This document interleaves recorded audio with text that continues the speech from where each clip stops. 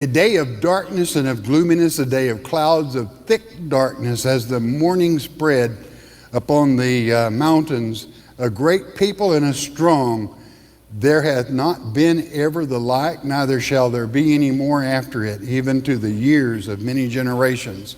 That's danger, friend. That's a great army. But do you know what army that is? It's not Iran. It's not Iraq. It's the Locust Army. And they are just that way. They are that well dug in. A fire devoureth before them, and behind them a flame burneth, and the land is as the Garden of Eden before them, and behind them a desolate wilderness, yea, and nothing shall escape them. That's why you want to be real careful, and you want to know what the score is. You want to know what's going down.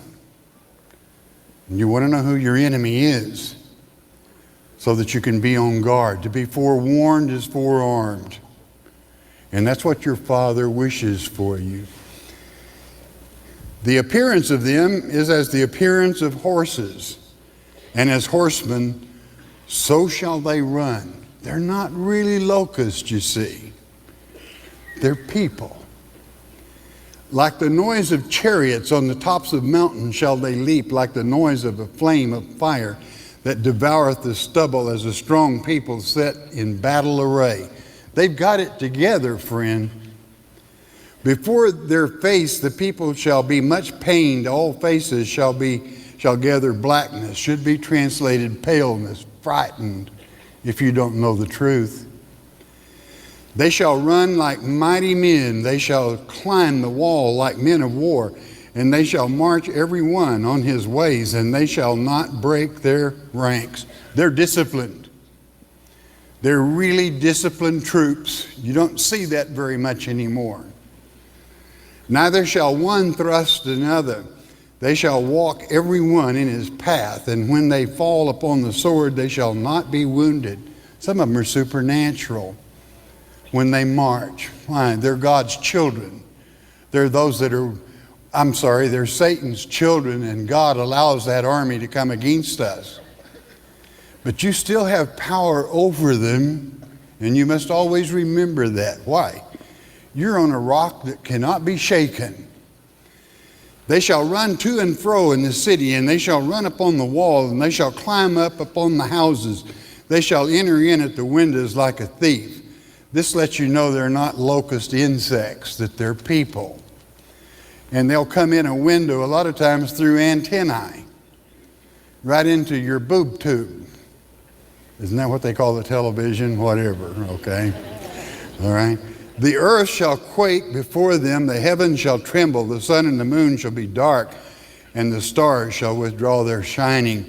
In other words, when those locusts come out of the pit, there's so many of them, as it is written in Revelation chapter 9, the sky is darkened, which is a fake appearance of Messiah, because it's also dark when the true Messiah comes because of his light, as I forestated. And we see then, let's skip to verse 10. The earth shall quake before them, and heaven shall tremble. The sun and the moon shall be dark. Okay, we got that. Let's go 11. And the Lord shall utter his voice before his army. Now you underline that in your mind.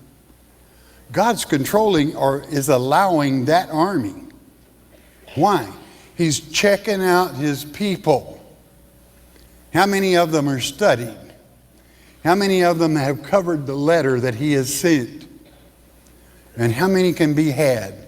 How many will sell their soul? All he wants is your love.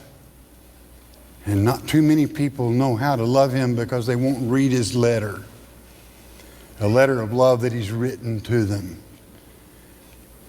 His army, for his camp is very great, for he is strong that executeth his word. For the day of the Lord is great and very terrible, and who can abide it? You can. But you've got to have the truth. You've got to know who your enemy is.